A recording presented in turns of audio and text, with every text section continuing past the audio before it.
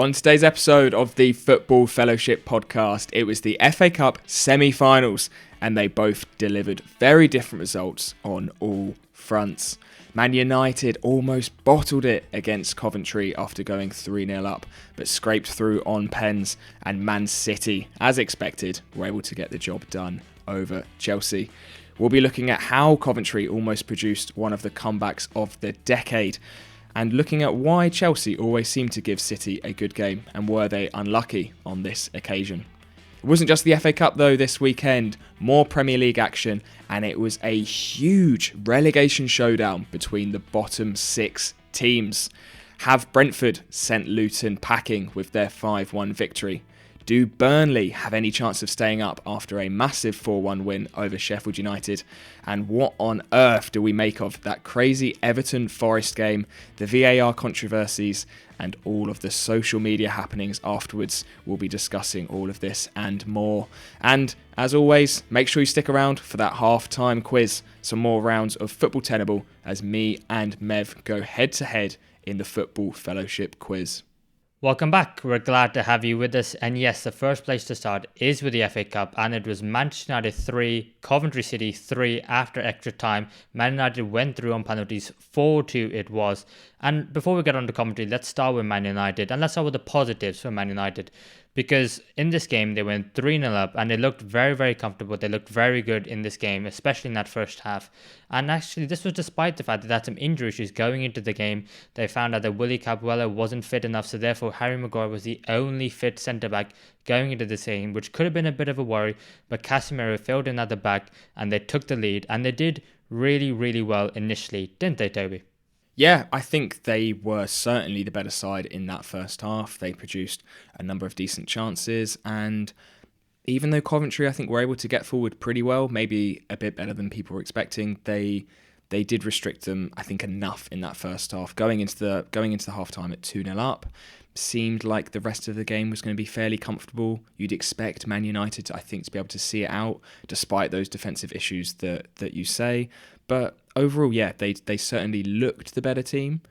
Maybe not as strong a performance as you would expect from maybe a 6th place Premier League side. I think Coventry certainly weren't looking at the table in that regard, and they didn't give Man United much respect, I suppose, which maybe is why they were a little bit more open and Man United were able to get those 2 goals, because I think Coventry throughout the whole game really, really did go for it, did not sit back and try and get a smash and grab. They thought they could go there and get a job done, and in that first half maybe that's why they were a bit open, and United were able to sort of start in that first half and get 2 goals up and play as well as they did.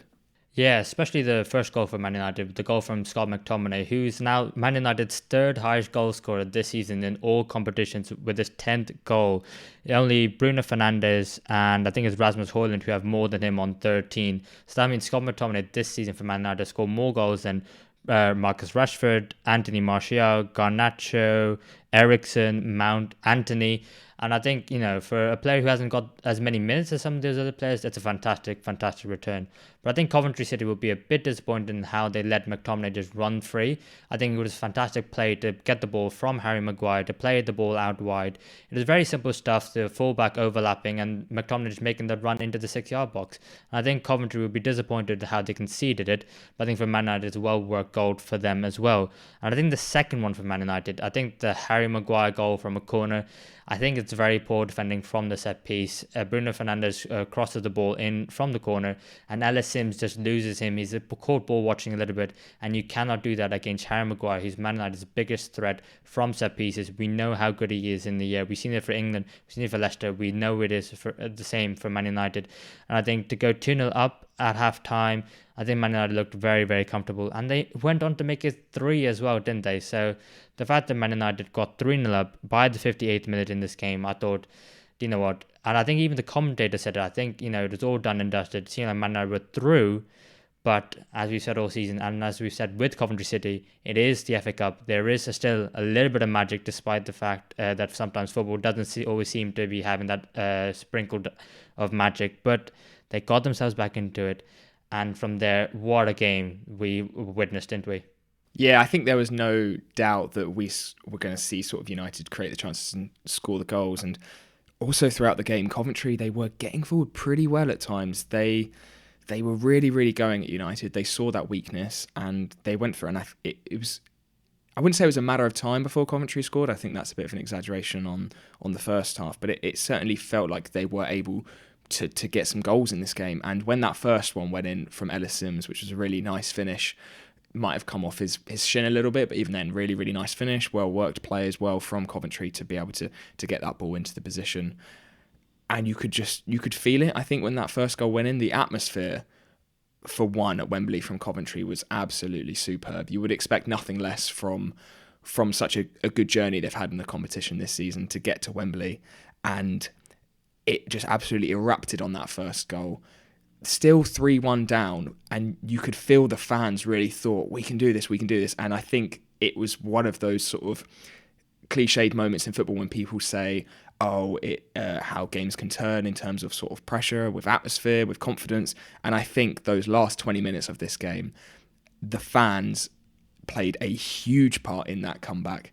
Once that first one went in from Ellis Sims, that second one, that deflected looping shot over Onana, and the camera was absolutely shaking when that one went in. And it was just so good, wasn't it? It was so good. And then when they got the penalty right at the end, it was like you couldn't really write it, to be honest. Oh, mate, it was absolutely amazing. And I think what you said is absolutely right. If it was Manchester City versus Coventry scored that one goal, you go, okay, do you know what? At least they've had a moment at Wembley. It's a nice little consolation. But because it's Man United and you know you can get at this Man United defence, all of a sudden they are filled with belief, not just the players, not just the fans as well. And like you said, it created that amazing second half that we saw in which Coventry made a remarkable comeback. And let's talk about the penalty, the third one, because I think Binks does really well to get the ball out with his left foot and hit Aaron Bissaka on his hand. And I do think to myself that, yes, probably modern day rules, it is a penalty, but I still don't like the fact that it's given the penalty, because what on earth has happened to ball to hand? If it was up to me, I wouldn't give it, but the rules say that it probably is a penalty. Is that how you saw it as well? Yeah, I think it was a penalty, and I don't think there was too much sort of disagreement from Wan-Bissaka or the other United players particularly. It was one of those where, like you say, there's no sort of movement towards like the ball or anything. It's just the position that the arm is already in is enough for it to be given. Like when your arm is in that position, you're running that risk, I suppose. Even though it's a natural position, you're running that risk of it being a penalty. So yeah, I think that one was definitely a pen. I agree with you there. Yeah, and you know what? We could have had an even better moment in the 120th minute of extra time. Top running through on goal, and Wright was offside in the build-up. As a result, the goal did not stand. But I tell you what, in real time, I didn't realise he was offside. I thought to myself, oh, he's on. I remember Saka at the bottom of the pitch is playing him on. And I thought for a moment Coventry had only gone and done it. Created one of the biggest moments, one of the biggest upsets on the grandest stage of them all. And it wasn't to be. And they went to penalties. And from there, as we all say, penalties, it is a lottery. And Coventry unfortunately went out. And their remarkable FA Cup run came to an end. But I think Coventry, you know, they're in the Championship at the moment. They're unlikely to make the playoffs. They've got, I think it's 63 points after 42 games, with 2 games in hand over Norwich and West Brom, who are in 5th and 6th. However, they are on 72 points, both teams. So it does seem unlikely that Coventry are going to make the playoffs. But I think they've got a fantastic squad, a very young squad, actually. One that, you know, we can develop and become even better next season. And I would think, you know, Coventry are one to keep an eye out. Maybe they didn't go all the way in the FA Cup this year, but in next season, I think there's definitely something to be very excited about if you're a Coventry City fan. Yeah, I mean, last year they lost the playoff final to Luton, and they were probably the favourites in that game. They could have quite easily been in the Premier League this season, and I think after seeing them in the FA Cup this season, obviously having this incredible run and this really sort of good looking squad, despite not having that Premier League money, who knows if they would have come into the Prem? They could have stayed up, they could have grown, and it's a shame this season that they aren't probably going to get that opportunity again through the playoffs. But as you said, if they can have this good of a run in the FA Cup, give this good of a game to Man United, definitely one to keep an eye on next season in the Championship and see how they grow after such a massive occasion like this, especially. Absolutely. And we've talked about the good of Manchester United. I suppose we should probably talk about the bad of Man United, which a lot of Manchester United fans probably are fed up of us doing, but it has to be said because it is there every week. And this time, I think to lose a 3-0 lead to a championship side when you're in the ascendancy, I mean, they don't score their first goal until the 71st minute. So it's a crazy 25 minutes in when they go and lose a 3-0 lead, almost lose it at the end as well. They have experience on the pitch. They have leaders on the pitch who are more than capable of sensing the situation and know what Coventry are going to do. They know it's a cup tie. They know it's a free hit. They have to go for Coventry. And Man United didn't really stem their attacking play, didn't really manage to keep Coventry City out. And I think it was a disappointment, regardless of how the goals did come about. Yes, one lucky deflection. Yes, one penalty, which may or may not have been. But I think it does show something about the character of these Man United players. And it is a worry for Erik ten Hag, isn't it? It really is. And there just seems to be such a lack of cohesion, I think, in that team at times where like in this first game, the first goal when Ellis Sims scored, you could just see the team and the shape just almost completely went. There doesn't seem to be much sort of chemistry between certain players in certain positions, and they seem to be in really key areas, especially in trying to control games. I think a big problem with Man United is there doesn't seem to be much of a relationship between their wingers and their fullbacks in terms of going forward, and also in terms of the wingers dropping back and helping defending. The double pivot they're playing in a 4-2-3-1 seems to be ever changing. There doesn't seem to be any cover there. I think Mainu and McTominay don't really cover much defensive support in that sense. Mainu is an absolutely incredible footballer, and I love watching him play when he's on the ball.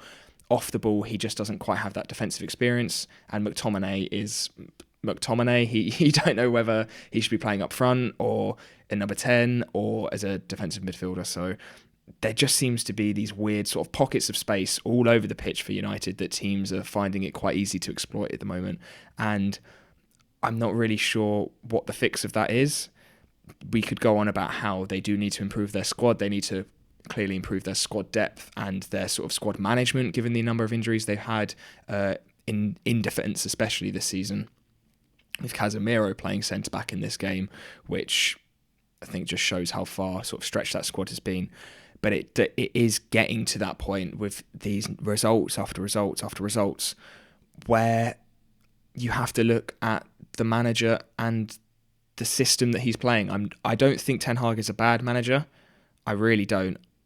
I'm not sure whether he should be sacked. I just think there should be big question marks over whether his style of play, his management style, what he has done with the squad, whether that is suitable and suits a club of Man United's size and where Man United should be as a football club.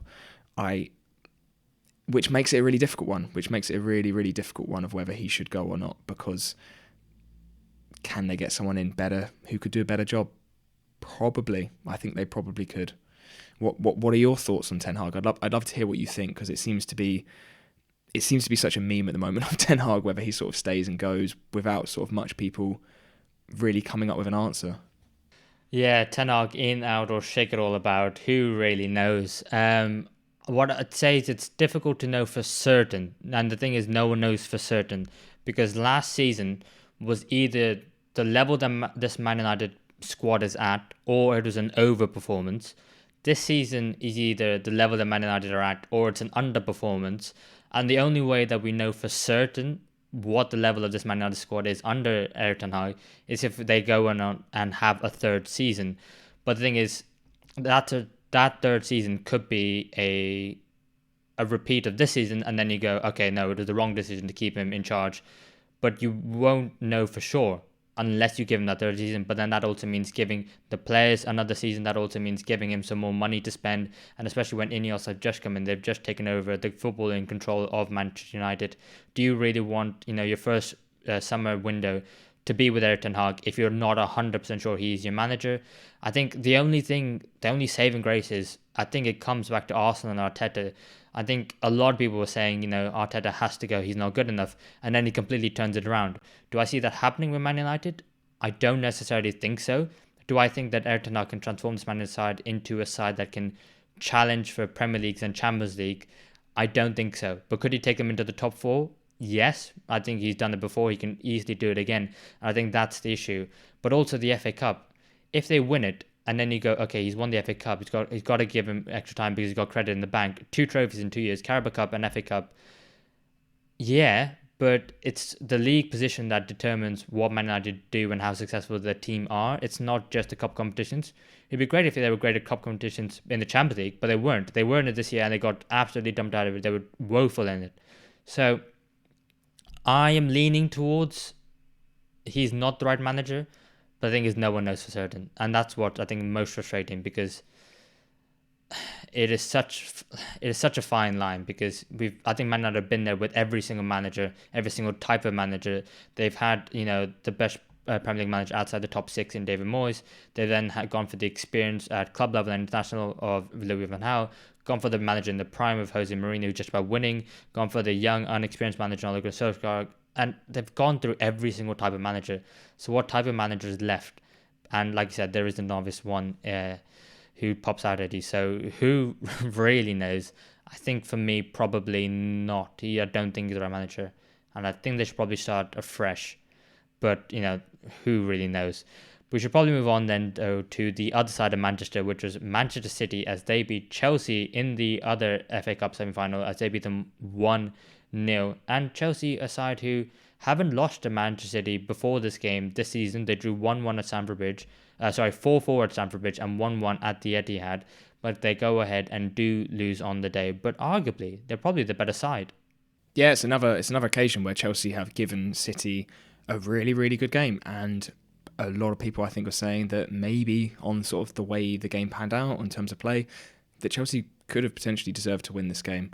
Had a number of good chances through Nicholas Jackson, which I think seems to be the talking point of this weekend. They neutralised City's attack fairly well, I think. They restricted them to a few chances, but not maybe as many as we would expect. Especially given the sort of possession that City had and the control that they did have on this game in periods. I think Chelsea did really, really well to sort of restrict that play in the final third that we're so used to seeing from Manchester City. So yeah, really, really good performance from Chelsea. And it's really interesting, why do they keep being a thorn in Manchester City side? What is it about this Chelsea side who we see struggle in a number of games against a number of opponents, really, really turn it on against Manchester City?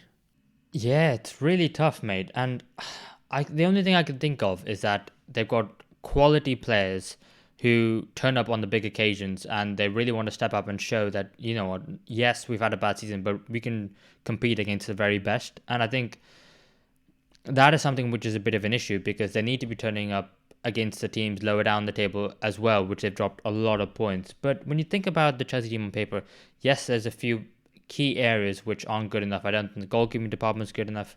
Up front isn't good enough. And probably, despite all the money they spend, they need a bit more from that midfield as well. I'm not saying they need to buy more players, but I think they need better performances from those midfield three.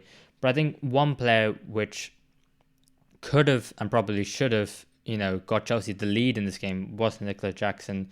He had 3 shots in the whole game. All of them were on target, and he didn't convert a single one. And I think that was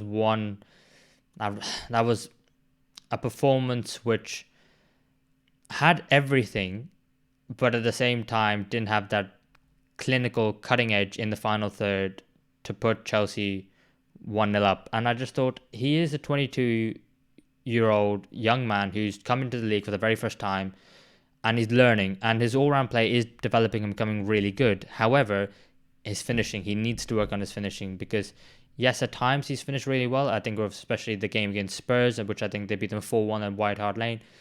The new Tottenham Stadium. But I think, his finishing, he could have and arguably should have put Chelsea 1 or maybe 2 up in this game before Man City even had the first goal. But why do you think Chelsea are so good against Man City? Yeah, I just to touch on Nicholas Jackson before we move on, like you said, his sort of link-up play and the positions that he gets him in seem to be really spot on, and he, as much as the other players are making chances for him, he is creating a lot of his own chances as well with his really good forward play. And he does have that instinct of sort of knowing where to be. His timing of run is really, really good past the last man. It is just that finishing. And I think if he gets that, it improves Chelsea tenfold and makes him a really really good striker and one that you could see sort of being leading that Chelsea line for a number of years if he can get that finishing sorted, which we need a lot of work on the training ground over the summer, I think. In terms of Chelsea as a whole and why they gave Manchester City such a good game again, I think probably a lot of it is maybe what we touched on in that 2-2 Burnley game against Chelsea, 2-2 Burnley game for Chelsea, where they were attacking really, really well in terms of transition, but then they struggled defensively when teams were transitioning against them, that sort of counter attack almost. I think against City, that is the way to exploit them, is that space in behind, quick movements through the midfield before they have time to recover. The amount of sort of men that City commit forward into the final third when they're controlling games, you can see the space in behind, and Chelsea do have a number of quick players who are able to get past that line, sort of looking at Jackson, Mudryk, Sterling, Cole Palmer even going down that right-hand side. And I think maybe why City can sometimes struggle against Chelsea the other way is that when Chelsea come forward and commit in transition, City don't really like to transition and risk sort of moving the ball particularly quickly up the pitch.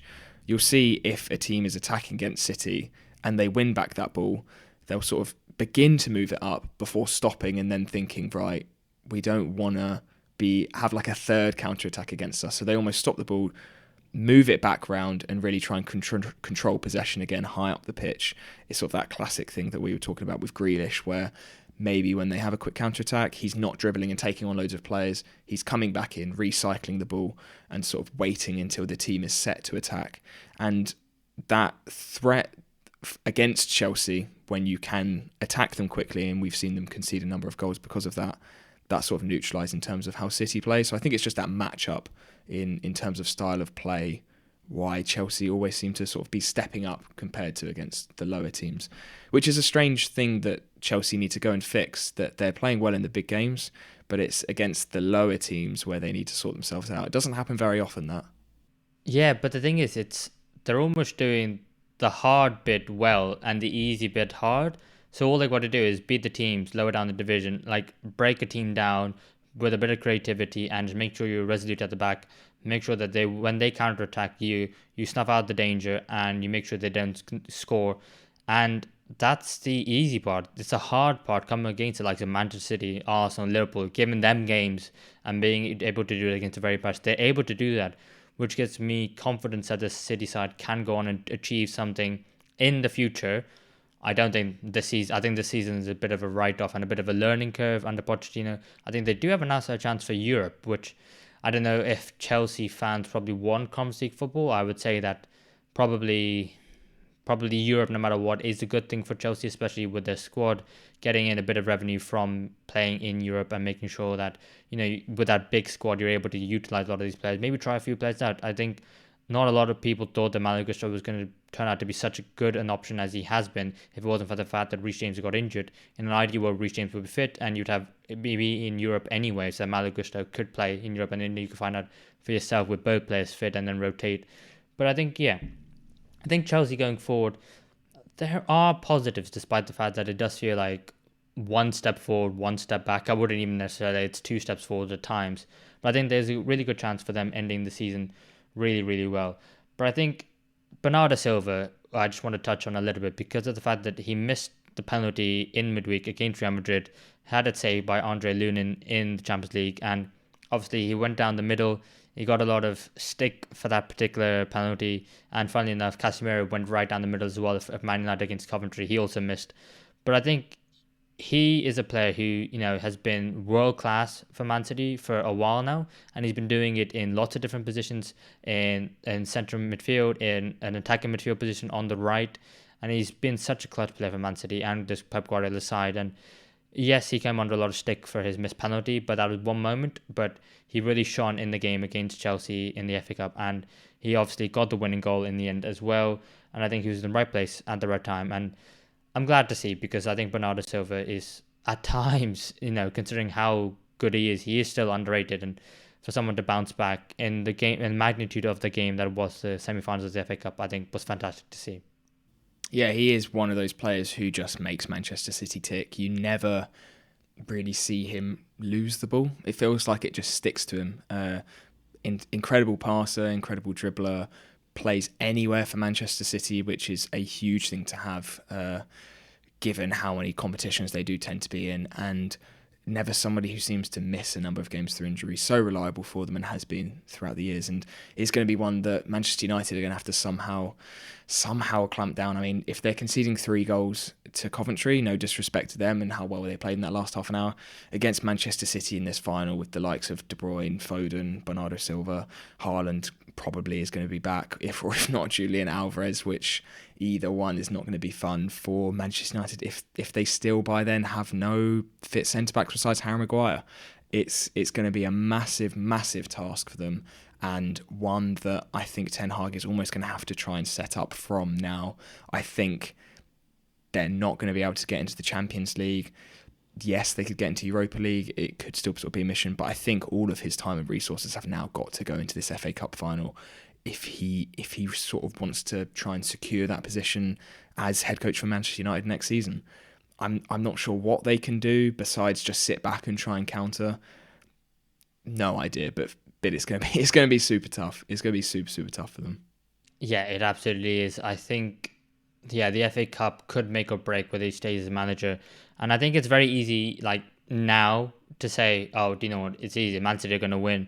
But I think the closer you always get to a big game, the more you're like, oh, well, do you know what, I think they could do something, and the more you, like, lure yourself into false insecurity, and then Man City win anyway. So that's probably what will happen. That'll be my prediction. But speaking of predictions, Toby, you absolutely nailed it. Because you said last week that Brentford would beat Luton. I called you crazy. You were absolutely spot on, as it was Luton Town 1, Brentford 5, in what was a crucial game at the bottom of the table. One I thought that Luton Town could absolutely go ahead and win. But you called it. And why were you so confident? Because that's exactly what happened in the game. Yeah, maybe it was just false confidence for the podcast to make it sound like a bolder prediction than it was. And I cannot say I predicted this margin of victory. I cannot say I predicted Brentford to be this good and Luton to be this poor. I was expecting it to be a fairly sort of close one, both teams not really wanting to commit too much forward, because this is almost like a cup final at this stage in the season. For all 3 of these games we're about to talk out in this crazy relegation weekend. But I think both teams really went for it, and I think that was to Luton's demise. They looked really open at times. When Brentford were winning that ball back in the midfield or even in Luton's sort of defensive third, there was just so much space for them, and Luton really struggled to control Brentford and how well they played, how quickly they moved the ball at times. And this is, I think, the best we've seen Brentford play almost all season, since the start of the season, when we saw Wissa and Mbeumo and Kevin Schade, who was back with a goal in this game as well, playing so well, and the whole team really connecting well, which I think has been a big problem with Brentford this season, has been that disconnect between their sort of defence and midfield and that attacking unit. It seems to be massive gaps at this time, whereas in this game in particular, it was so fluid, worked so well, and they completely tore Luton apart for all 5 goals, really. It was a crazy game, but I can't say I predicted it to be like this.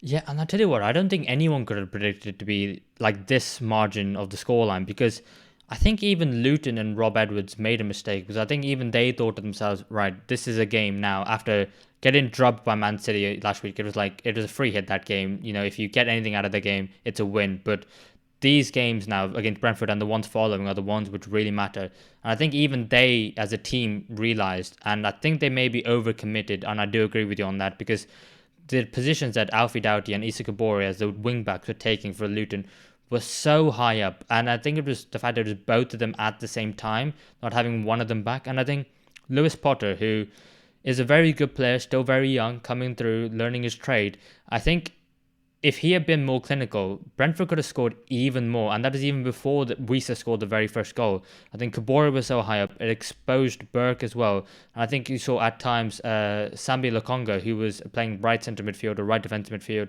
he was filling in the massive gap, and I think centre-backs were getting drawn out of position, and it was effectively the 3 centre-backs versus 3 forwards for Brentford, and I thought to myself, there's so much time, there's so much space And this is a pitch at a stadium in Kenilworth Road, which isn't the biggest of all. If you're being honest, it is a championship stadium around a championship-sized pitch, and it's not the biggest.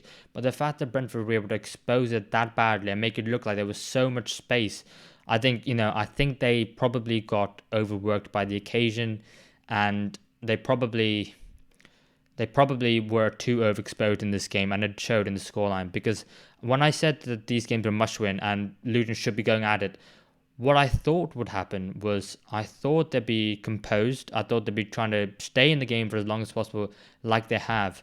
But I think that extra motivation of knowing that these games are essentially like cup finals, like you said, Toby, I thought that resonate in terms of the fight and the spirit and the passion you see on the pitch, not in the fact that I thought they'd be gun-ho. And they absolutely were. It was almost a little bit naive to say the fact that Doughty and Kabore was so high up on the pitch.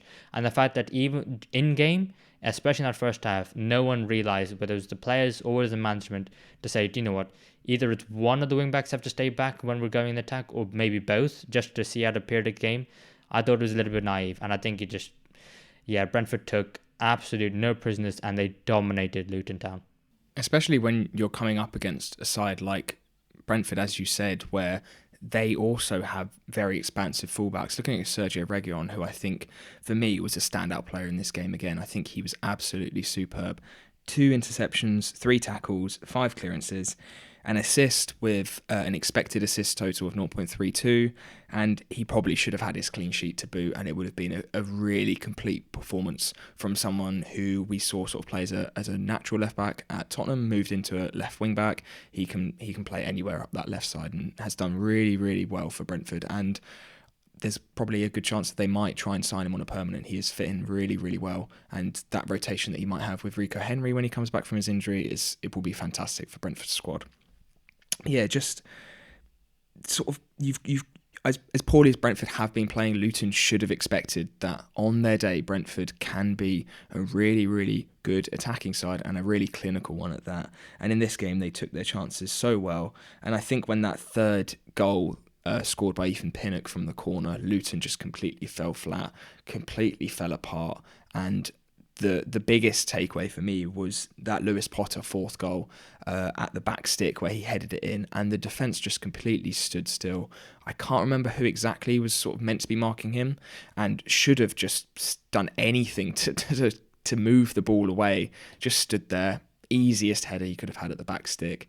And I just think when I know you're at that point, you're 3-0 down, you're thinking this game is done and dusted.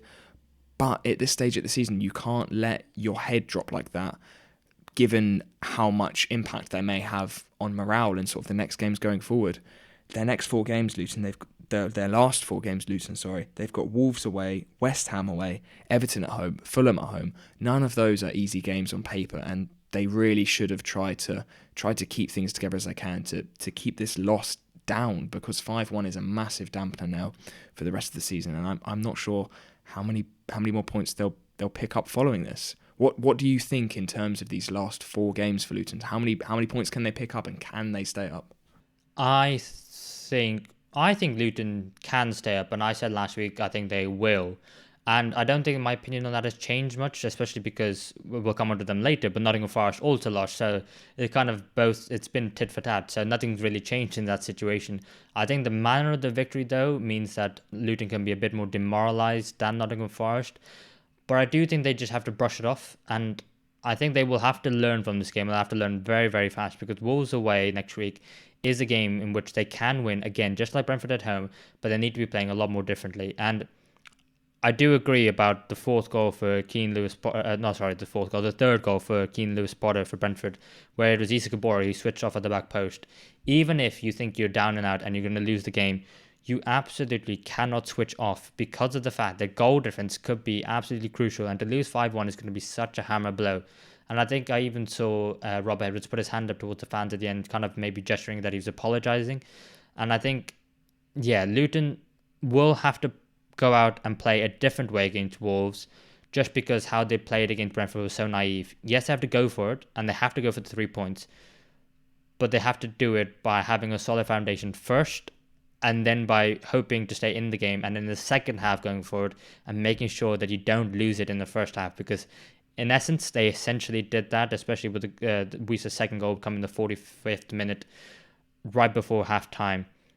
I think Luton will stay up, but I think they need, to answer your question, I think they need 3 wins out of 4. And then I think if they get that, then they will stay up. If they get 7 or if they get 6, it's going to be close, and you probably can't call it between them and Nottingham Forest. But if they get 3 wins, I think they will stay up. What are your thoughts? That is a huge ask, I think, for Luton to win 3 games out of their last 4, given their form recently as well. For me, I can't see them picking up any more than 4 points. I think that'll be their absolute max. I think they might get a point from Everton at home, I think is a big one, especially with it being at home. Maybe a point or a win on the last day of the season against Fulham. They might be sort of galvanised and Fulham might not have too much to play for. I don't think they'll be able to do it, and I still believe that. I said it last week that I think Forest's fixtures are just way easier. They do have a point on them now. Forest still have to play Sheffield United and Burnley, which I think they will get at least 4 points from those games. So yeah, as you said, it's got to be 7 points at least from Luton to stay up, and I just don't know if they'll be able to do it. I think it may end up this season as well as another prediction. I think it's going to be the team that finishes 17th is going to break the Premier League record for the lowest points to stay up, which I think was West Brom with 34. I'm not sure if that was the record or the lowest it's been since then, or if that's the whole Premier League record, but I think that is going to be broken. I think it's only going to be Forest on maybe around 30, 31 points, I think will be enough to stay up. So yeah, for me, I just think it's that Luton aren't going to have enough with those fixtures left, unfortunately. Yeah, to be fair, in my own defence, I said they need to win at least 3, I think, but I don't think they will. I mean, they've only won 1 of the last 5 games. They've only got 3 points of a possible 15 in the last 5 games. And for a side who have now got favourable fixtures and at the business stage of the season, you need to be picking up probably double that. But a side who have had a little bit of resurgence as of late are Burnley, as they beat Sheffield United 4-1 away from home at Bramall Lane. And Burnley's recent record, I mean, they've only lost 1 in the last 7 games, and they've got 10 points from a possible 24. They're 3 points off safety at the moment. And I have written them off, and I've said in this podcast, I don't think they will stay in the Premier League. And I still don't think so. But maybe I dismissed them a little bit too early because they put in a very good performance against Sheffield United, didn't they? Oh, it's such a shame. It's like too little, too late now for Burnley, really. Although they could do it. I've been looking with these 3 games this weekend. I've been looking at the fixtures a lot, looking at the table, and if they can get a point from any of their games left against Man United, Newcastle, and Tottenham, and Forest lose their next 3 games, which are Sheffield United, and I can't remember the rest, but I don't think they're super easy, the other 2. It could come down to the last game of the season with Burnley at home versus Forest. And if Burnley win that and Luton also don't pick up many points, they could do it at the death, which would be absolutely mental. But probably too little too late, as we said, unfortunately. But they played really, really well again. This was another good game for them. A huge win over Sheffield United. 4 goals scored away from home. And just a pretty decent performance. And I also think, on the other hand, that to give Sheffield United some credit, they were a little unlucky in this game because they had a pretty good performance as well. They had a number of chances to score a few goals as well, but they just couldn't put them in the back of the net. And they were stopped countless times by Muric, who seems to be in absolute god mode at the moment. 10 saves again, nearly 2 goals prevented in terms of post-shot XG. And yeah, 4-1 maybe a little bit harsh on Sheffield United, but Burnley did play really, really well, and sort of having Luton and Forest maybe just look over their shoulders a little bit. Yeah, and to be fair, I probably think that's all you can do. Just make sure you're in the conversation, make sure people going, oh, could they? Because I think, I do agree, they left it far too late. I think it's all if, buts and maybes, but imagine if they'd signed David Fofana on loan at the beginning of the season rather than in January. Imagine if they played Mura for the entire season. Yes, he's gone into God mode this game, but it's almost every other game, because every other, last week he scored an own goal. The week before he kicked it against Dominic Calvert-Lewin just before half time. So it's almost as if he's doing every other game, because now he needs to recharge, and he'll have a stinker next week, and then he'll have a great game the week after. So who knows? But yeah, they've left it so late. But if if they're just a bit better earlier on in the season, I don't think anyone will look back and say, oh, if only they won the game against Everton a couple of weeks ago. People will be saying from weeks and months ago if they could have had better performances. And I think it's only up until now that Vincent Kompany has really found out his best team, the substitutes that work for him and the way they play. They're going a bit more direct, but at the same time, they are still sticking to principles of play of passing. So I think it is a lot more better for Burnley. And I think some of the goals reflected that as well. I think, to be fair, the first goal for them from Jacob Brun-Larsen is a bit lucky. It is a deflection of Bogusz, which wrong foot's garbage. But I think the second goal, the Assignon, the one where he one-on-ones Brandon Diaz, goes through on goal, puts it through the legs of Trusty, and Gerbic can do nothing about it despite his outside leg. And I think I think it was the fourth goal as well, the Assignon assist. I think some of the play has been really, really good going forward. Yes, it's only Sheffield United, but I think, like you said, Toby, Sheffield United also in this game had a really good game, 2.43 XG, and if it wasn't for Muric today, who knows what the result could have been, but ultimately, at the end of the day, Burnley get the win, and Sheffield United, just playing out the rest of the season just because they have to rather than because they want to. Yeah, they were really poor defensively. I think Sheffield United against Burnley, they gave them far too much space to pick out passes, far too much space to shoot. There really seemed to be a lack of, I think, responsibility in coming out to meet the players. I think they were quite scared a lot of the time of what's coming sort of behind them, but then they weren't even tracking that anyway. They were just sort of occupying this weird space in between where the players who had the ball were and where they were trying to get that ball to. And a lot of the goals, I think it seemed quite easy for Burnley at times, even though, like we said, a few of them were maybe sort of deflected or whatever. But yeah, just really, really poor defence from Sheffield United, and that let them down because they could have started this game with 1 or 2 goals, set them up for the rest of the game. But to be honest, the way they defended, even if they would have got those early goals, I wouldn't have been convinced they could have held on, because it's really let them down this season, that defence. And I'm not sure. I haven't checked this actually. I should have checked this before. Could Sheffield United still be on track to concede the most amount of goals in a Premier League season? It could be possible, which would be a really, really harsh record for them to get, and one I don't think many would like to see. Just feels cruel, doesn't it?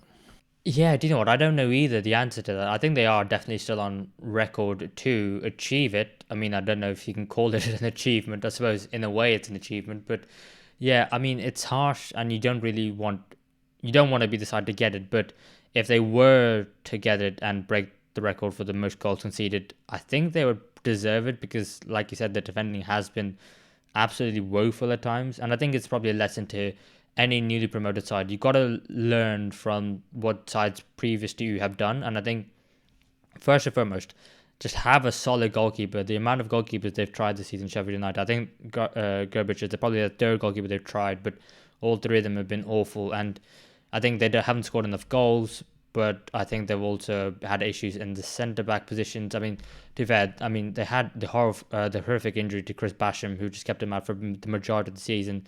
Who knows what they could have done, but yes, they've also been unlucky with injuries. But I think, pound for pound, they are the worst side man-to-man, and in terms of coach as well, I'd probably say, which might be a bit harsh, but I think they are.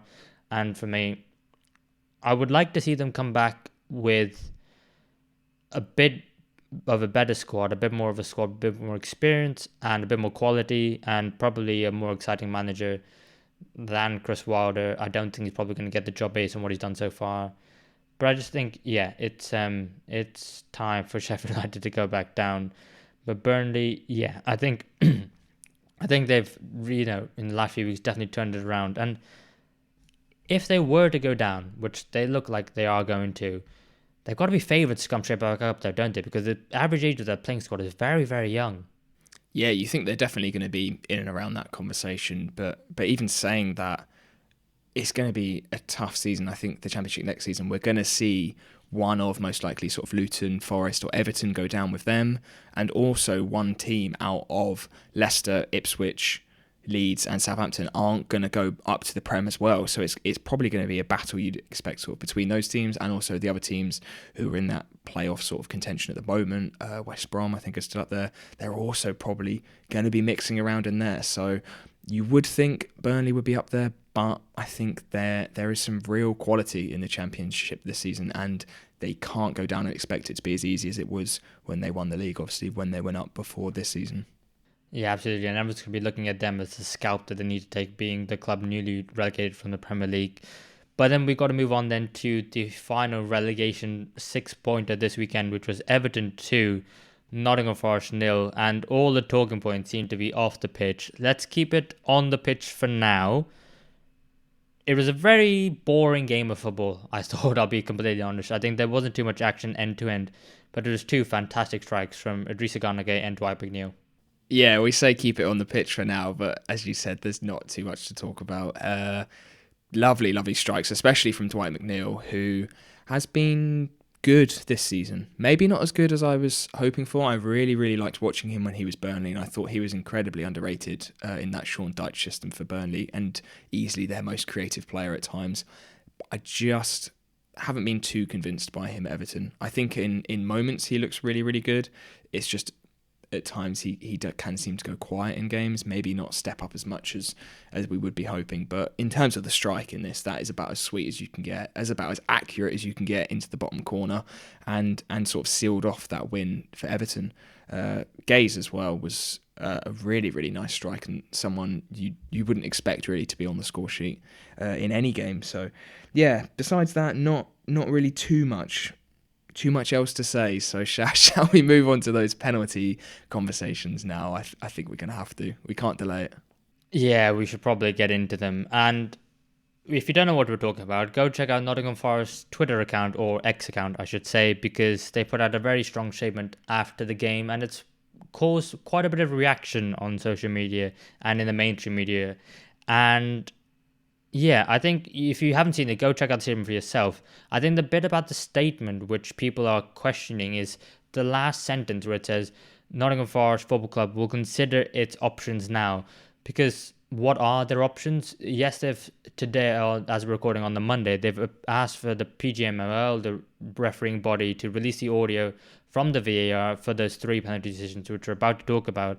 But I don't know what they can do from this. I don't know if they're just trying to apply some pressure to the PGML and the referees that are going to referee their future games to give Nottingham Forest decisions their way, or if they're going to maybe try some legal action, or I don't know what they're going to do. But it's a very strong worded statement, and it's caused a lot of a ruckus. But before we get into it, what are your thoughts on it? What do you think Nottingham Forest are trying to gain from it? Honestly, I have no idea. I don't know if it's associated with this sort of weird role Mark Clattenburg seems to be taking up the club, if this is some sort of new direction he's trying to take in attacking on the refs despite being one, if he has absolutely nothing to do with it. I haven't seen anything that's sort of connected the two or disconnected the two if he wanted to sort of disassociate himself from that statement. I don't know who has published the statement. I don't know who has approved the statement being published. I feel like we've never seen anything like this come directly from a club, and it's really, really strange. And in my opinion, I think it's pretty awful. I think it's pretty disgraceful from Nottingham Forest to tweet something like this. And the reason I say that is maybe not the options. I think they should explore any options they have if they feel like they have been unjustly treated in this game. I think what is absolutely shocking is the way that they have quite clearly targeted an individual, and that individual being a supposed Luton fan in the VAR team, I think is absolutely awful. I don't think there's absolutely no way that the way the VAR is set up at the moment and the way that these decisions were given was solely based on one person and one person trying to benefit his team in the Premier League. I think that's absolutely crazy. I think that is extremely disrespectful. I think it completely discredits a person's lifelong work as a referee and how they have probably I can't even put it into words. I think it's absolutely crazy. I just think it's mad, and I'm not really sure how they came to that conclusion that it's somehow a Luton fan that's caused this, because Everton are also in that relegation battle as well. Sure, they have a few more points, but they're also in that conversation.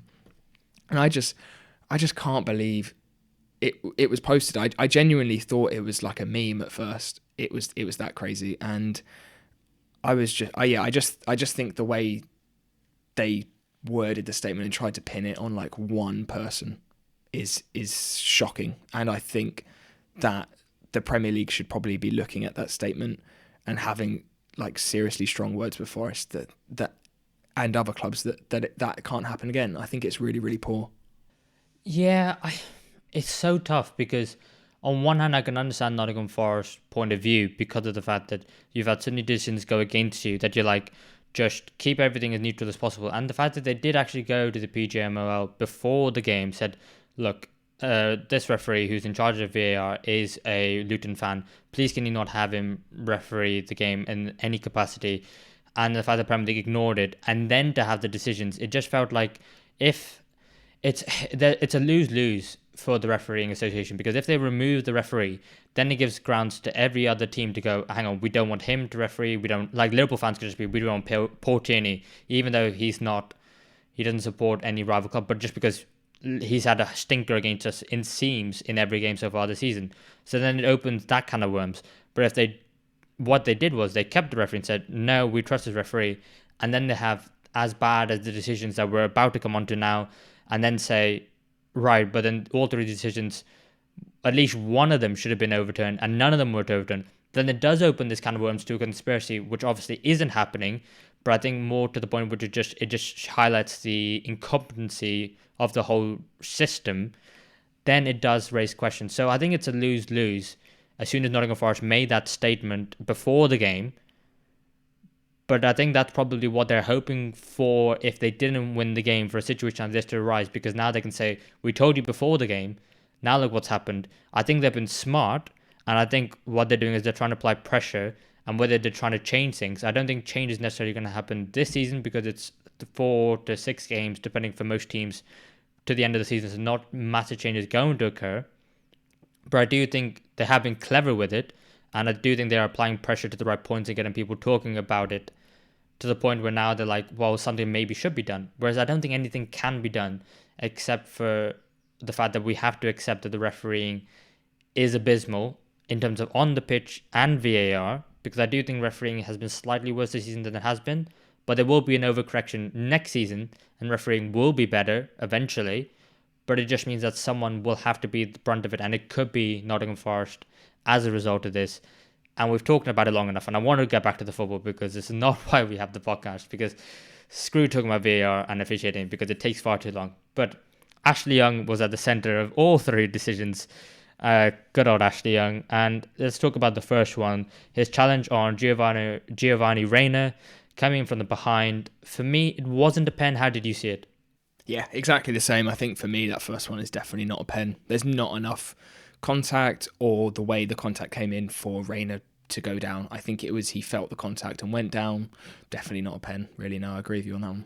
Yeah, I think if you plant your foot afterwards, that means that you can carry on in your stride and carry on running, which then means to me that, you've probably tried to fake the contact as being worse than it was. And for me, it's just not a pen. The second one, the handball on Young, I can see it both sides. What are your thoughts on it? Yeah, I think this one I can understand why Forest thought it should be given and why Forest fans thought it should. It was the way that Young's sort of arm almost flicked the ball away. His arm was in a bit of a unnatural position outside of that sort of the body width silhouette, and his arm sort of did almost move, not towards the ball, but it certainly didn't like flick back away. It made the ball flick round, and that one I could have seen given, I think, on field. Maybe I could understand why VAR didn't sort of overrule it. I think it should have been given on field, maybe not a VAR overrule, so probably leaning more towards it that it should have been given. What do you reckon? Yeah, this is the one I struggle with, because on the very same day you saw Coventry get a penalty against Aaron Wan-Bissaka for something, and I think Aaron Wan-Bissaka's handball was actually probably lighter than I think Young's was. I think Young's was a bit more obviously a penalty. Again, as a defender, I don't want it to be given as a penalty, but I think the rules mean that they have to be given. And I think if Aaron Wan-Bissaka's is in the FA Cup semi-final, then I think that one has to be as well. And I think this is the one where, probably not the first one, you can understand it, but I think the third one was the most blatant penalty. Do you agree? Yeah, this third one I think was a pretty stonewall penalty. I don't know how VAR didn't step in on this one. really know how it wasn't given on the pitch straight away. It felt like it was quite obvious to me that there was no contact from Ashley Young. Callum Hudson-Odoi clearly got the ball first, and Young took him out from behind. It was a stonewall penalty. Really, really poor, I think, on this one. And it's this one, I think, especially just reflects how the system just doesn't work at the moment with on-field referees, with VAR, and especially in these decisions where, in a way, I guess they are still subjective, and that adds such a degree of opinion and why there's so much complaining about the ref and everything. And yeah, this one was a massive, massive miss. Do you agree? Oh, I absolutely agree. If I was Ashley Young in that position, I would have been like, how on earth have I got away with that one? Because he gets no part of the ball whatsoever. No part of his foot touches the ball. And I think to myself, you get 100% the man. I don't know how that wasn't given a penalty. But I guess in a very short summary, I guess we've summarised all of them. So I think Nottingham Forest can be upset that they didn't get at least one penalty. However, they still did have chances in the game themselves. Chris Wood had a chance in the first half, and Morgan Gibbs-White in the second half had that one-on-one with Jordan Pickford, which he skews wide. So still had two big chances. Still could have gone in and drawn the game themselves. So it remains to be seen. But Nottingham Forest only 1 point ahead of Luton Town. It remains as it was. And Everton 5 points clear of the relegation zone now with 5 games to go. 1 game in hand over Burnley, Luton and Nottingham Forest. And obviously Everton have their game in hand against Liverpool in the Merseyside derby in midweek before they go next weekend to Brentford, which is going to be a very big game. And Nottingham Forest, only the very easy task of having Manchester City at home. So yeah, I'm guessing you're going to stay. We probably talked about this game. Well, not the game, but the situation around the game long enough. But can you see Nottingham Forest getting anything? Do they have to get something out of the Man City game? No, I don't think they do. Actually, I think their season is going to come down to those Sheffield United and Burnley fixtures. I think they need to get 4 points from those 2 games, and they should be safe. If whatever they can get out of the other 2 fixtures, which are tough ones, is, I think, it's just going to be an added bonus. But I don't think they will get that. If the games were the other way around, you'd think maybe 6 points from Sheffield United and Burnley, but given their away games, could cause a few little issues, especially Burnley with how they're playing at the moment. Yeah, absolutely. And someone else who will just take any points that they can is me in the quiz. Yes, it is time for the Football Fellowship halftime quiz, Football Tenable. And Toby, what are the scores? You say you need points, Mev, but it is only a 2-point gap between us at the moment. Myself, I am on 20 and you are on 18. So we've only dropped 2 points between us out of 40 so far, which I think is pretty good, just to pat ourselves on the back. Yeah, maybe that means that the tenable topics have been a little bit too easy. Who knows? But yeah, I definitely need to win this one because you're leading 2-1, aren't you, overall? Overall, in terms of seasons of the quiz, yeah, I won the tenable and the guess the club. No, I won guess the player in tenable. You won guess the club. So you've got to the end of the season, Mev, to get this one and to tie it up. I know, and the end of the season is fast approaching as well. There's not many weeks left. Would you like to go first, Toby, or would you like to go second this week? I think I went second last time, didn't I? So I'll go first this time. Okay, so... hang on, let me get my phone up with the timer for 5 minutes. There we go. All right. Ooh, Toby. I'm nervous. After you said they've maybe been a bit too easy this time. No, it'll be worried alright. you ramped it up now. See, I know what worries you is topics about your own club, Arsenal. So I've carried on with that theme because I want to prove to everyone watching that you are a fraud. You're not an actual Arsenal. No, you're 100% legit. And this week, Toby, I would like you to name me the top 10 players with the most appearances for Arsenal in Premier League history, not all time. Your time starts now. Okay, I was glad you said Premier League. I know the number one for the overall, I'm pretty sure, was David O'Leary, but he was before the Prem. So most appearances for Arsenal in the Premier League. I think number one might be the legend that is Ray Parlour. He is tenable. He is number one with 333. I'm going to write how many they have as well. That might help. Okay. So Ray Parlour, he's obviously up there. Tony Adams, I'm not sure if he was too... He obviously played a lot of games before the Premier League started. I'm going to try him anyway, Tony Adams. He is not tenable, unfortunately. No, sorry. no, that was silly. I should have saved that in the bank. He is actually 3 appearances off making the list. He's joint 11th. How many appearances did he have, if I'm allowed to ask? Tony Adams is 255. Okay. So that's about 10 seasons worth, so he should be able to... Okay, let's go for Aaron Ramsey. Aaron Ramsey is number 9, 262. Just. Okay, let's think a bit. Let's go a bit slower here. I think I've been rushing this. So goalkeepers are always... We haven't really had many consistent goalkeepers, though, is the problem. We had Lehman for a few seasons. We had David Seaman for a while. But again, he probably would have been playing for us before the Prem started as well. I'm going to put him down as a maybe. Defenders, look, I don't think Sol Campbell probably played enough for us. Kolo Toure may have done. Toure and Campbell could be on there. Someone like Gilberto Silva, again, I'm not sure if he had enough appearances. Thierry Henry scored 187 Premier League games. Surely, he's going to be really close on there as well. Oh, this is difficult, man. Fabregas, again, they're all going to be around this sort of 250 mark. Van Persie, I think, again, is going to be around that. Someone like Walcott has played a lot of games. He's been there for so long. Yeah, Theo Walcott's got to be on there. I'll go for him. He is tenable. He's number 7 with 270. And you've had half your time. Oh, I've got to start throwing in some names now. You do. Any players in the last couple of years who might be on there? Don't think so. Last 6 or 7 years we changed our squad a lot. Someone like Laurent Koscielny was there for a long time. Laurent Koscielny? He is not tenable. Oh no. He is actually joint 11th. No with Tony Adams, 255. Right, I've got to start putting. You got 3, so you've had 2 guesses now. 2 incorrect. Let's go for Thierry Henry. Sure. He is number 10 with 258. Bloody hell. I think David Seaman's probably going to be on there. I think he played for about 8 seasons in the Prem.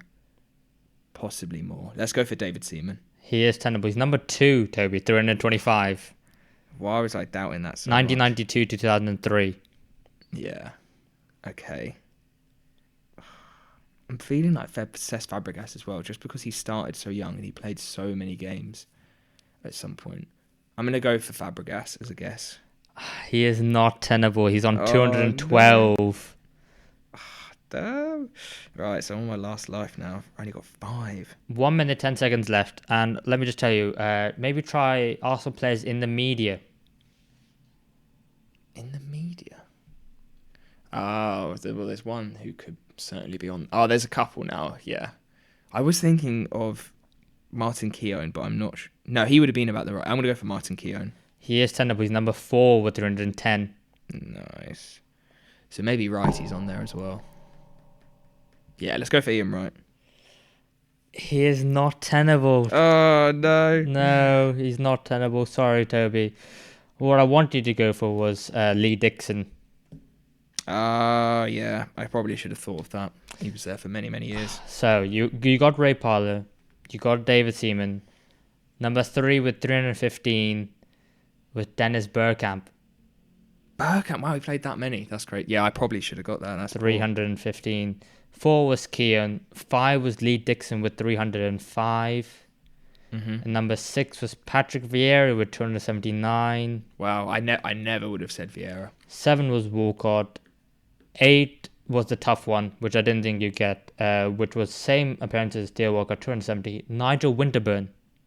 Oh, yeah, he was left back for, 8 or 9 years in a row. Yeah, 1992 to the year 2000, and then you got Aaron Ramsey and Thierry Henry. But yeah, it is very unfortunate because Koscielny and Tony Adams both were only 3 appearances off Thierry Henry. That's great. There's so many players, like you said, sort of around that 250 mark. Yeah, some of the other players you said, just for reference, I think Granit Xhaka 225, Kolo Toure 225, You said Fabregas, he was on 212. Robin Van Persie was 194.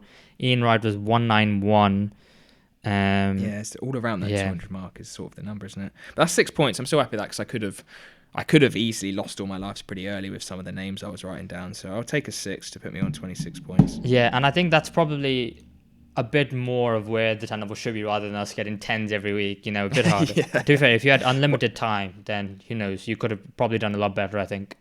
No, I'll take a 6. 6 should be you should, a good score. So, as you said, they should maybe be a little bit tougher. Yeah. I have had a stipulation in mind to make it a bit more fun. Of course, it's Liverpool based, and there's a stipulation of not the best. It's not Liverpool based. It's screwed. FA Cup based. Oh no, as it has been the FA Cup semi-finals.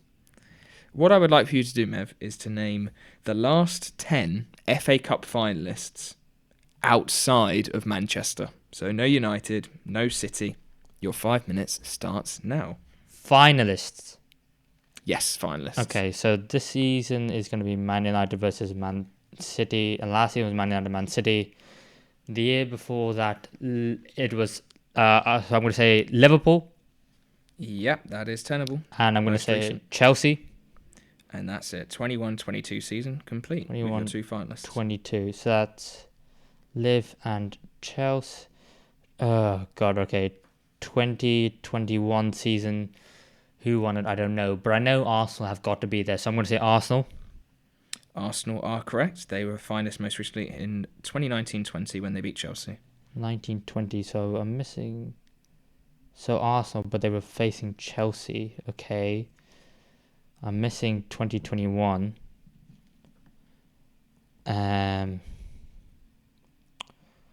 Okay. Oh, yeah, the big sides. A lot of them have made it to the finals. So hang on. So I've only got 3. I'm panicking. I'm talking a lot because I'm panicking. Okay. I know at some point... I think it was 11-12, but I know Wigan Athletic. So I'm going to say Wigan Athletic. Wigan Athletic are tenable. They were finalists, or they're winners, rather, in 2012-2013, beating Manchester City. Yeah. I will let you know, just as a clue, that they are the 9th team on this list. The 9th team. So there's one team earlier than them who were in 2010-2011, and that's as far back as it goes. Okay. Oh God, FA Cups. Liverpool have been so bad that I don't really care. 2010, 2011. Was that the year? No. Was that the year Liverpool won it? We won it in a year with Kenny Dalglish, who came back. Oh my God. So we beat Cardiff City in the Carabao Cup. What? Oh no. Who do we... Okay, never mind. Arsenal. I swear they played like Cardiff City or someone awful. Oh no, they're bad. So you're just coming up to half your time now. And I've only 4 said points so far. 4 points. Jesus. Okay, what are the sides? So you've got Liverpool, Man City, Man United, Spurs. Have they made it? They probably have. Made it to final board with it. Okay, I'm going to say Spurs. Unfortunately, Spurs are not tenable. Okay. Who else have we got? Who on earth have we got? Jesus, I don't remember. I'm going to start giving some very light clues soon. So Liverpool, Arsenal, Chelsea. So I said the big 6. Have Newcastle made it? No. I would avoid. They're not. Yeah, there's some rogue teams in here. Think of teams that the big teams might have beaten. Names you've already said. Names that unfortunately aren't included from Manchester. What? Looking at a team that City have beaten the FA Cup final. A team that United have beaten the FA Cup final. 2 teams that Arsenal have beaten in their finals. I don't know. I don't really... I know the FA Cup, we talk about the magic of it, but I don't really remember the FA Cup winners. If you told me Champions League, Europa League, for some reason the FA Cup, it just feels like, oh, so-and-so wins it and that's it.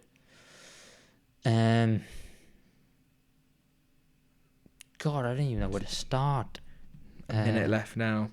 So you're looking at a team that City beat in 2018-2019. They absolutely smashed them.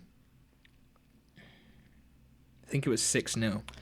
I'm going to say, I'm not even sure. This isn't City. I think this might be Arsenal, but I'm going to say Hull City.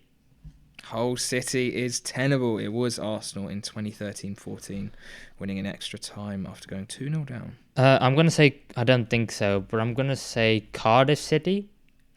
Cardiff are not tenable, unfortunately. I think they may be 11th or 12th in this list. Okay. Don't have long left. One life left. You're still missing a winner of the FA Cup as well. In 2021, they beat Chelsea. 2021? To win their first ever FA Cup. Don't have a clue. 10 seconds. Honestly, don't have a clue. Sunderland. It is not Sunderland, I don't know. unfortunately. I don't know. And that's your time up. We're there with 5 points. Maybe I should have kept the Manchester sides in it. Maybe it was too tough. Maybe. Who were the others? But the teams you were missing were the 2021 winners, Leicester. Oh, Leicester yeah. beat Chelsea. Yeah, Yuri that was Tielemans bad. with a lovely goal. You were missing Watford, who were battered 6-0 by City in 2019. Crystal remember. Palace lost to Man United in extra time, I think. I think it was Jesse Lingard got the winner in that game. I don't remember that either. Then it was Aston Villa in 2015, who lost 4-0 to Arsenal. No. And then the earliest name was Stoke City in 2011, who lost to City. No, so apart from Leicester, I don't remember any of those games. Really? Oh, No. maybe it's because I'm an Arsenal fan and we're FA Cup merchants. So maybe that's why I feel like I knew them quite well. Maybe. Yeah, no, that was a good one. Oh, God, I should have done better than that. So 26 to 23. Oh, I give you a hard one. Still You very- still get one more point. Still very close. Maybe I should have kept those Manchester sides in, and it would have been a 1 point gap, which would have been exciting. But yeah. You're not about charity, Toby. You're about winning. A good 5 points though, Mev. Oh no, it was Good 5 awful. points. I don't remember those games. I don't even remember like where I was or what I was doing. Just the games. Not watching the FA Cup final, clearly. Well, just because I think with the FA Cup, there's been some times where like you've had a big side against some side in the Championship or some lower down, and you're just like, oh, because it's a drubbing, you don't remember it. And so, Yeah, true. Yeah, And, especially that like the Watford one and like the Villa one, I guess. Unless you're a City or an Arsenal fan, Yeah, I I don't. won't remember them. Or the Palace. Yeah, no, I just don't remember any of those.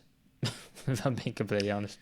Never mind. And Never speaking mind. of Palace, And speaking of Palace, despite the fact you forgot them, they put on a display to remember this weekend with a 5-2 victory over West Ham. was that it?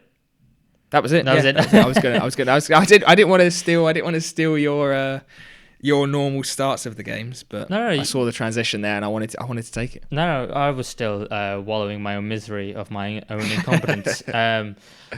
But yeah, no, that's fine. Crystal Palace 5, West Ham United 2. Yeah, very unlucky. It's not actually higher up in the running order for this week's episode, just because Crystal Palace are safe. West Ham United are probably going to finish around 10th. But the game itself was an absolute cracker. Some wonderful goals. I mean, Eberechi Eze, that second goal for Crystal Palace, his first goal, I thought was absolutely phenomenal. Probably a bit showboating as well, the fact that he didn't even need to do that overhead kick, but the fact that he did, he could have just headed it nonchalantly into the corner. And I thought Crystal Palace, they were excellent in this game. Second good win in a row, beating Liverpool at Anfield last week and now dumping West Ham comfortably 5-2. I mean, the attack. Do you want to start off with the attackers of Crystal Palace? Because Eze, Elise, Mateta, what a front three that is when they're fully fit and when they're firing. Yeah, 7 goals and assists between them in this one game alone. Absolutely on fire. And it really, really works well, I think, in Glasner's system, playing Elise and Eze just behind Mateta. They're able to combine fantastically well. Mateta's able to stretch the play when needed. He's able to drop in and hold the ball and let Elise and Eze run on when needed. Eze and Elise are both fantastic carriers as well, able to drop in even further to midfield, pick up that ball and bring it up to Mateta when needed. Especially Eze, who I think is someone who's so nice to watch on the ball when he's running. He just glides past players, and the way he sort of positions his body in between sort of the ball and the defender is so seamless and so effective, and makes him such a just such an incredible carrier and really, really good for Palace. And if they can keep those two, especially as an Elise, as those sort of main players for next season, keep hold of them, build the squad around them, and if they can play like this and be as clinical and as creative as they were in this game, then they could really start to creep up the table, I think, when they're at their best. Because they were just absolutely on fire, 4-0 after half an hour. And as poor as West Ham, I think, were defending, Palace just took advantage so well and were, just electric, to say the least. Yeah, mate, they absolutely were. And I tell you what, I saw the stat and I thought it was crazy. The 5 games in which Elise, Eze and Mateta have all started, they've won 4. When at least one of them is missing, 28 games, only 5 wins. That just goes to show how crucial all 3 of them are. And I think Mateta probably the worst out of the 3 because I think his talent is the worst. But I think his link-up play and his ability to hold up the ball is so crucial to allowing Elise and Eze being the foil for them to be able to go out and produce their quality. I think he is really important as well, and the player who's actually quietly impressed me this season because he's gone very under the radar, and I think someone who has done well this season. And I'll be honest, I thought to myself that Eze and Elise, they're probably doing a little bit too well if you're being a little bit cynical, because I think to yourself, right, if they keep going the way they are, they're going to get a move in the summer. They absolutely are. I mean, you even have Danny Murphy talking about on Match of the Day saying Eze is a Champions League quality player, and he is. At the age of 25, he needs to be getting a big move right around now. We talked about it before, but they need to start slowing down. One of them maybe needs to get injured until the start of next season, but they can't. If they keep playing that they are, they're going to be gone. They're going to be gone, and I know Crystal Palace fans won't want to hear that, but the way they played in this game, the link-up play they had, and the only question mark is their fitness. If they can stay fit, they will absolutely be going for like upwards of 50 million, both of them. And Crystal Palace could get a lot of money for them to invest in the squad, but they probably want Eze and Elise with them. So it's a tough one whether, they should be doing as well as they are. But I think it just shows that, Oliver Glasner in this new system, in the way he plays with this Crystal Palace side, and the fact that they're playing the ball so quickly between the front and the back, and they're trying to go out and be positive and get goals, just goes to show that they can be absolutely phenomenal and frightening in front of goal. And I think West Ham, it was a very, very poor day for them. I think 4 goals in the first, conceded 4 goals in the first half was awful. I think the defending was woeful, and that's all on the back of playing really, really well against Bayer Leverkusen in midweek in the Europa League. So I don't think the West Ham faithful will be very happy with what they saw on the day. Yeah, it's a similar situation, I think, to what Brighton are at the moment in terms of West Ham, that if either team didn't pick up as many points as they did at the start of the season, they would be nowhere near where they are now. And I think West Ham are slowly slipping down. And as you said, I think they probably will be looking to be finishing around 10th or 11th place, with a lot of teams around them having a good number of game in hands as well. Just all over the place in this game defensively. There were so many sort of errors in communication between the defenders and the goalkeeper, giving the ball away, which in fairness to Palace, they really were sort of pressing and winning the ball quite high in this game, which I think is a really, really good positive to see for Palace, who I think for a number of years have been quite passive, quite defensive, and you can see, I think, Glasgow trying to make that positive change that will hopefully propel them to sort of be a more comfortable mid-table team as opposed to the team they've been, where they've sort of been stuck in that realm between relegation potential and mid-table. So that was really positive for Palace. But West Ham just almost handing it to Palace at times, fell completely flat after those 4 goals went in. A little bit of a fight back, maybe going forward, created a few chances and obviously got their goal. Second one gifted to them by Henderson, who I've brought in for my bench boost this week in fantasy and decided to get an own goal and get -2, which was annoying. But I did have Mateta, so that was okay. But yeah, just really poor from West Ham, and probably feels a little bit like for them, like it does for a few teams, that we can see at times at the end of the season where they start to drop off when they maybe don't have too much to play for. But hopefully they can try and finish the season a little bit better, because if they play like this for the remaining 4 fixtures, they're not going to pick up any points. No, they absolutely won't. And I think it is quite interesting because I'll throw this at you because this wasn't planned. But before starting, obviously me being a Liverpool fan, I saw the fact that David Ornstein tweeted. And when Ornstein tweets, you normally know that he's probably with a high degree of certainty right. And the fact that Liverpool were not going to be going for Ruben Amorim, and then West Ham were trying to hijack the move and trying to get him to join them at the London Stadium. And I thought it's very interesting because I think Moyes probably does deserve at least one more season, despite the fact that maybe you can make claims about the style of play. I think I've done a good job there, and I think it'll be really interesting to see West Ham without any Europe, because they've had Europe, I think, for the last 3 seasons now, so they're unlikely to get it this year. And if they were to just be out of Europe, I could see the squad really go game by game Premier League with the whole week to prepare for games and not having midweek and the travel. I think you could really see like the best out of that squad, and maybe you could see them challenging for top 6, maybe even top 4, a bit like Aston Villa have. I mean, what did you make of the rumours? I don't know if you even saw them. I can't say I saw that, no, and I am quite surprised. I've said throughout the season David Moyes should not be leaving West Ham. He has put them in, over the last 3 seasons, the best position the club has maybe ever been in. I think that's fair to say in terms of how they are competing in Europe. They won that European trophy. They played really, really well in the Europa League this season, only losing to one of the best sides in Europe this season. And he's built a really, really good squad, and he should be given a little bit more funding in the summer, I think, to improve that side. Maybe sign some defenders, just get a little bit more squad depth. I think will be really, really good for them. Have some impacts on the bench to cover for those fantastic attacking players that we've seen this season in terms of Kudus, Paqueta, Bowen, James Ward-Prowse obviously come in and done really well. I really don't think they should get rid of David Moyes. I think it will be completely unjust and be extremely disrespectful, I think, for what he's done for the club over the last couple of years.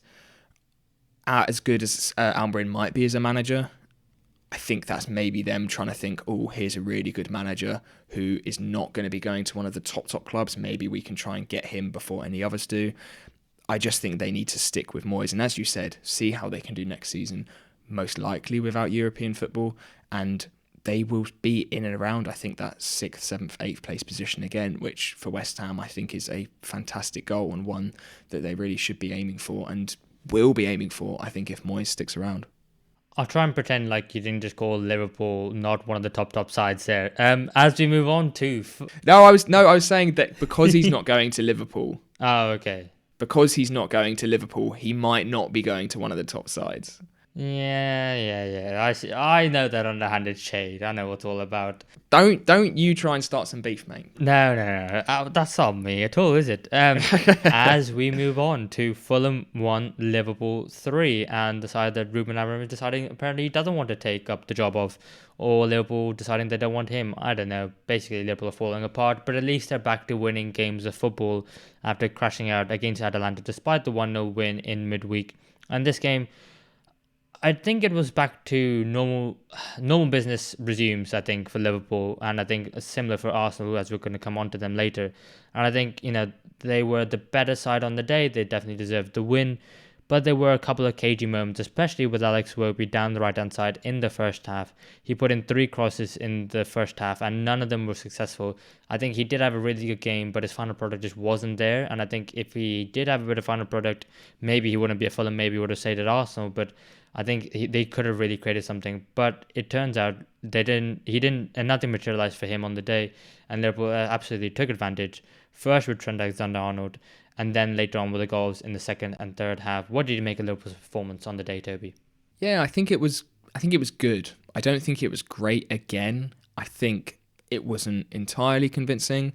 I think similar to last week where you still had quite a decent number of possession and in terms of control, but maybe not just that killer instinct again for sort of the first hour of the game, at least anyway. I think if I was a Liverpool fan watching that, I may have been a bit nervous, especially if Castagna getting that goal before half-time. I would have been quite nervous going into the second half, how things would have panned out. But I think you really stepped up in that second half especially, and it was good to see sort of the forwards getting that job done, especially with Mohamed Salah being rested in this game, as what you assume was him being rested as opposed to being sort of a tactical drop to the bench. It was good. Not great again, but I think in fairness, in terms of that, Fulham away is not an easy fixture, especially this season. Fulham are still playing really, really well, especially going forward. And I think for the majority of the game, you contained them attacking-wise at least pretty well, and not too many question marks in terms of the defence. I just think it's maybe a few questions in terms of chance creation again, which at times throughout the season has been a little bit tough for Liverpool. Yeah, but they have been a lot better since Trent Alexander-Arnold has been into the side, and it's not a knock on Conor Bradley, because once he's come in, he's done absolutely fantastic.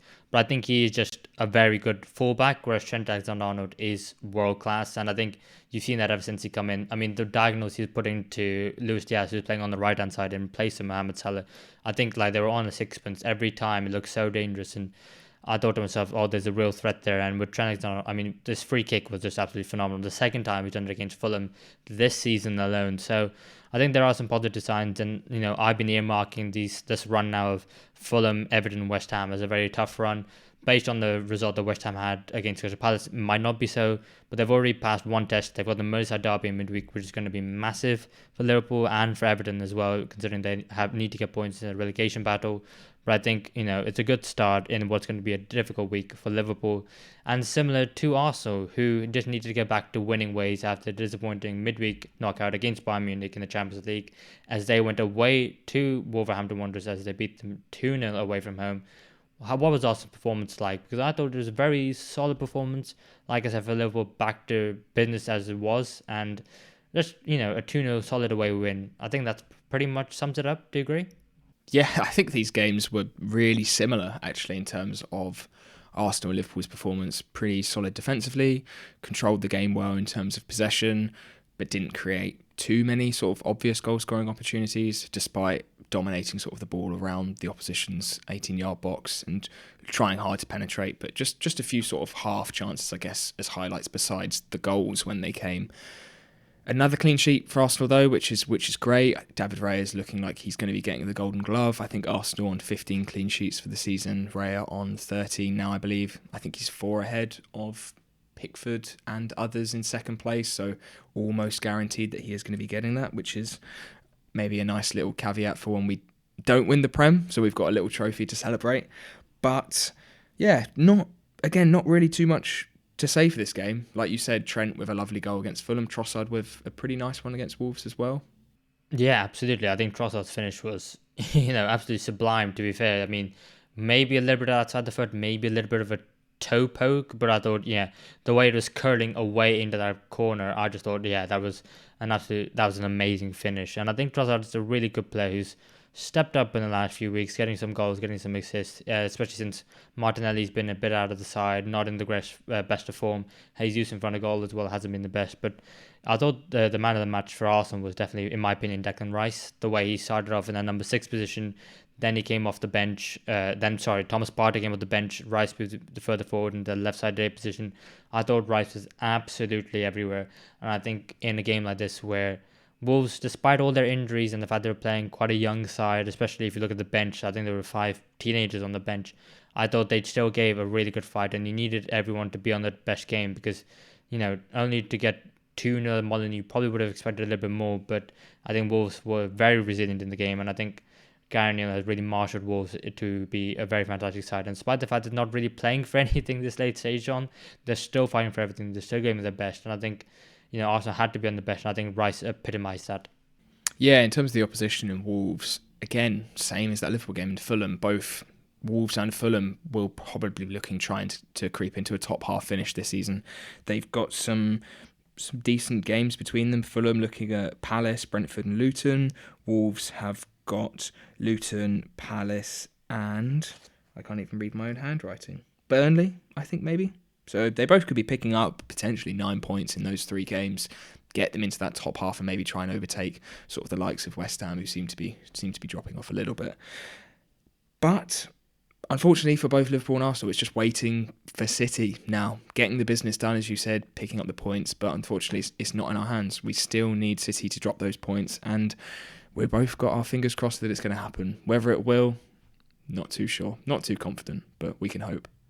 Yeah, and the side who've got it all in their own hands and are doing a fantastic job at the moment are Aston Villa, as they beat Bournemouth 3-1 at home. And despite the fact that he didn't get any goals on the day, I thought Ollie Watkins was absolutely phenomenal. His 2 assists in the game, first for Rodgers, and sorry, not for Rodgers, first for Bailey, and then for the second one was for Diaby, and I just thought he had a fantastic game. His hold-up play was excellent, and it just, epitomized to me why he should absolutely be on the plane for the Euros, because I think he got absolutely everything. But I think Aston Villa 3-1 on the day can be very happy with the result. Yeah, Ollie Watkins, I mean, like, where do you start and where do you stop sort of praising him? It's how far do we go in praise? We say, yeah, he needs to be on the plane for Euros. I think for me, that's an absolute no-brainer, and it would be crazy for him not to go. I think if Villa get top 4, which for me is looking quite likely over Spurs, do we put him in the contention for player of the season? I think he's got to be up there, looking just at his numbers in terms of he is almost sort of up there with top scorer in the league. He's now top assister in the league by 2 assists. He's sitting on 12 assists. He's carried Villa up, like they've just shot up astronomically under Unai Emery. He brings so much more than just numbers as well to Villa, in terms of his pressing, in terms of his link-up play. He can drop deep and pick up the ball. He can run and stretch teams beyond. He has just been amazing this season. Easily, for me, the best striker in the league, and I think he has to be in contention for player of the season, especially if Villa get top 4. Just a wonderful player who has improved season on season now and has become one of the best strikers in the league. Yeah, absolutely. He's got 31 goal moments this season, which is the second highest of any player in Europe's top 5 leagues, second only to Harry Kane, who does have 43. So it's quite a jump, but he is one ahead of Kylian Mbappe, which just goes to show like what a mental season that Ollie Watkins has. And to be fair, like you said, if we had maybe done our team of the season so far, we did one a couple of weeks ago during the international break. If we did one now, I think Ollie Watkins is in my team up front ahead of Erling Haaland. And I think I do agree he has to be one of the favourites, I'd say, to get player of the season, because I think his performance has just been incredible. And in the absence of Harry Kane, I think yeah, he has been the outstanding striker in the league this season, despite the fact that Haaland could just go and score like 10 in the next few games. But I think Watkins does deserve it, because I think just a story as well. It's just such a good story.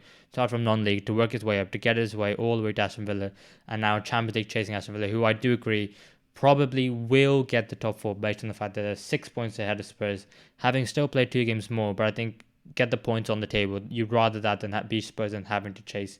And I think in the game as well, I think the fact that Watkins has Bailey, he's got Diaby, he's got Rodgers as well, Morgan Rodgers, who's joined only in January, and he's really hit the ground running, got a goal in the game against Bournemouth, did fantastically well. I think despite the fact that Solanke did get the early goal for Bournemouth and did get a penalty, that I think Solanke probably will just have to miss out, because I think Ollie Watkins has been phenomenal. But Bournemouth, I think, they're safe, they're fine, and they gave it a good go, but I just think Aston Villa were too much on the day. Probably. Is that how you saw it?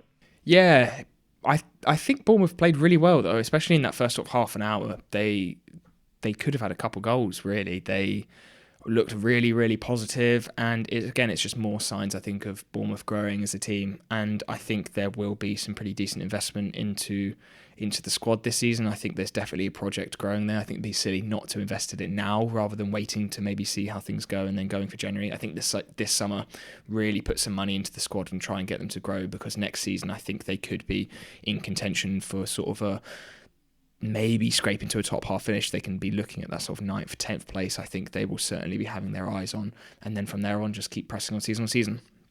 But Villa, yeah, again, another good performance. A goal each from their crazy pacey wingers in Diaby and Bailey, who really thrive in that quick transition Aston Villa side. Diaby not sort of seeing as much game time as we would have expected, especially sort of the size of the transfer, but I think part of that is also to how well Leon Bailey has been playing as well. And for Villa to have both of those options, whether they're both playing or one's starting and one's coming off the bench, shows how much they have grown as a side, and really, really excited to hopefully see them in the Champions League next season, which they should get, because I think their fixtures compared to Spurs are much easier. Yeah, absolutely. And I think we have run out of time for this week's episode. We spent a little bit too long probably talking about VAR and the PGMOL. But if you have enjoyed this week's episode, please give us a like and give us a subscribe on YouTube. And if you listen to us on Spotify, give us a follow and give us 5 stars. the Premier League season at the end is fast approaching. There's another set of midweek fixtures in midweek. But join us next week as we look at Liverpool as they go away in the early kickoff to West Ham United. Aston Villa host Chelsea in what's likely to be a bumper game. Everton face Brentford in the relegation battle. And on Sunday, it is the big one. It is the North London derby as Tottenham host Arsenal in what is going to be a massive game with massive consequences for both the title race and the top four. Thank you everyone for watching, and we will see you in the next one.